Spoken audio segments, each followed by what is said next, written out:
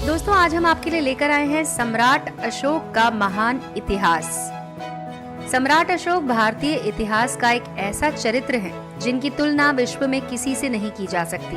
भारतीय मौर्य साम्राज्य के शासक थे जिन्होंने भारतीय उपमहाद्वीप पर शासन किया था। इनका पूरा नाम अशोक बिंदुसार मौर्य है और इनका जन्म स्थान पाटलिपुत्र में है। इनके पिता का नाम था राजा बिंदुसार। अशोक ने मौर्य शासक बिंदुसार और माता सुभद्रांगी के बेटे के रूप में और मौर्य साम्राज्य के संस्थापक चंद्रगुप्त मौर्य के पोते के रूप में जन्म लिया। इनका पूरा नाम देवानाम प्रिय अशोक मौर्य, जो कि राजा प्रियदर्शी देवताओं के प्रिय थे। उन्हें मौर्य साम्राज्य का तीसरा शासक माना जाता है। ऐसा कहा जाता है कि सम्राट अशोक को कुशल सम्राट बनाने में आचार्य चाणक्य का बहुत बड़ा योगदान रहा।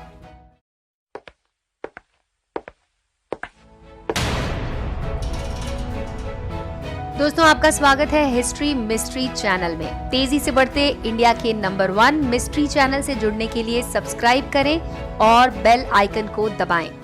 आइए आपको दिखाते हैं सम्राट अशोक का बचपन। अल्पायु में ही उनमें लड़ने के गुण दिखाई देने लगे थे, इसीलिए उन्हें शाही प्रशिक्षण दिया गया। वे एक उच्च श्रेणी के शिकारी भी कहलाते हैं। उन्होंने केवल लकड़ी की एक छड़ी से शेर का शिकार किया था। जिंदा दिल शिकारी और साहसी योद्धा। उनके इसी गुणों के कारण उन्हें उस समय मौर्य साम्राज्य के अवंती में हो रहे दंगों को रोकने के लिए भेजा गया। दोस्तों मौर्य साम्राज्य सम्राट अशोक ने अफगानिस्तान के हिंदकुश में अपने साम्राज्य का विस्तार किया था। उनके साम्राज्य की राजधानी पाटलिपुत्र, जो कि मगध आज का बिहार है, और साथ ही उप राजधानी तक्षशिला और उज्जैन भी थी। अशोक ने अपने आप को कुशल प्रशासक सिद्ध करते हुए 3 साल के अंदर ही राज्य में शांति स्थापित की। उनके शासनकाल में देश ने विज्ञान और तकनीक के साथ साथ चिकित्सा में काफी तरक्की की। उन्होंने धर्म पर इतना जोर दिया कि प्रजा ईमानदारी और सच्चाई के रास्ते पर चलने लगी। चोरी और लूटपाट की घटनाएं बिल्कुल बंद हो गयी। अशोक घोर मानवतावादी थे। रात दिन जनता की भलाई के काम किया करते थे। उन्हें विशाल साम्राज्य के किसी भी हिस्से में होने वाली घटना की जानकारी रहती थी। धर्म के प्रति कितनी आस्था थी, इसका अनुमान इसी बात से लगाया जा सकता है कि वो बिना 1000 ब्राह्मणों को भोजन कराए स्वयं कुछ नहीं खाते थे। कलिंग युद्ध अशोक के जीवन का आखिरी युद्ध था, जिससे उनका जीवन ही बदल गया। अशोक ने कलिंग राज्य के खिलाफ एक विध्वंसकारी युद्ध की घोषणा की थी। उन्होंने कलिंग पर जीत हासिल की। इससे पहले उनके किसी पूर्वज ने ऐसा नहीं किया था। कलिंग के युद्ध में कई लोगों की मृत्यु होने के बाद अशोक ने बुद्ध धर्म को अपना लिया था। कहा जाता है कि अशोक के कलिंग युद्ध में तकरीबन 1 लाख लोगों की मौत हुई थी और 1.5 लाख लोग घायल हुए थे। इस युद्ध में हुए भारी रक्तपात ने उन्हें हिलाकर रख दिया। उन्होंने सोचा कि ये सब लालच का दुष्परिणाम है और जीवन में फिर कभी युद्ध न करने का प्रण लिया। इसके बाद अशोक ने धर्म परिवर्तन का मन बना लिया। उन्होंने बौद्ध धर्म अपना लिया और अहिंसा के पुजारी हो गए।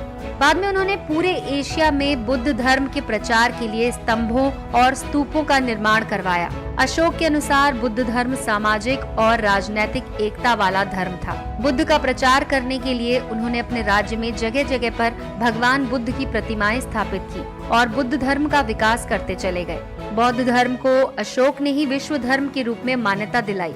विदेशों में बौद्ध धर्म के प्रचार के लिए अशोक ने अपने पुत्र और पुत्री को भिक्षु भिक्षुणी के रूप में भारत से बाहर भेजा। सार्वजनिक कल्याण के लिए उन्होंने जो कार्य किए वो इतिहास में अमर हो गए। नैतिकता, उदारता, भाईचारे का संदेश देने वाले अशोक ने कई अनुपम भवनों और देश के कोने कोने में स्तंभों और शिलालेखों का निर्माण भी कराया, जिन पर बौद्ध धर्म के संदेश अंकित थे। भारत का राष्ट्रीय चिन्ह अशोक चक्र और शेर की त्रिमूर्ति भी अशोक महान की ही देन है। ये कृतियां अशोक निर्मित स्तंभों और स्तूपों पर अंकित हैं। सम्राट अशोक का अशोक चक्र, जिसे धर्म चक्र भी कहा जाता है, आज वो हमें भारतीय गणराज्य के तिरंगे के बीच में दिखाई देता है। त्रिमूर्ति सारनाथ, जो कि वाराणसी में है, वहाँ के बौद्ध स्तूप के स्तंभों पर निर्मित शिला मूर्तियों की प्रतिकृति है। अशोक का अर्थ दर्द रहित या फिर चिंता मुक्त होता है। अपने आदेश पत्र में उन्हें देवनाम प्रिया और प्रियदार्शिन कहा जाता है। कहा जाता है कि सम्राट अशोक का नाम अशोक के पेड़ से ही लिया गया था। दोस्तों एक किताब है जिसका नाम है आउटलाइन ऑफ हिस्ट्री। इतिहास में अशोक को हजारों नाम से जानते हैं। जहाँ जहाँ उनकी वीरता के किस्से हैं, उनकी गाथा पूरे इतिहास में प्रचलित है। वो एक सर्वप्रिय, न्याय प्रिय, दयालु और शक्तिशाली सम्राट थे।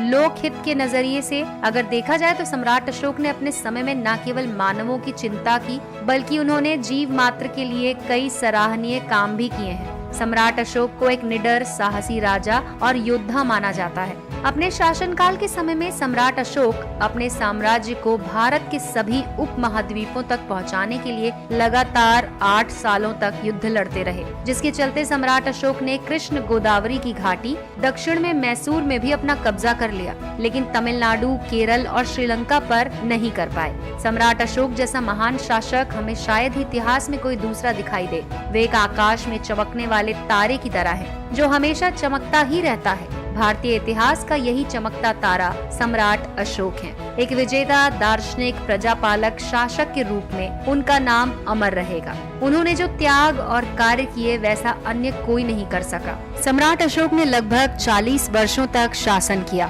ईसा पूर्व 232 के आसपास उनकी मृत्यु हुई। विश्व इतिहास में अशोक महान एक अतुलनीय चरित्र है। उस जैसा ऐतिहासिक पात्र अन्यत्र दुर्लभ है। भारतीय इतिहास के प्रकाशवान तारे के रूप में वो हमेशा जगमगाते रहेंगे। तो दोस्तों, अगर आपको ये जानकारी पसंद आई हो तो इस वीडियो को लाइक कीजिए और अपने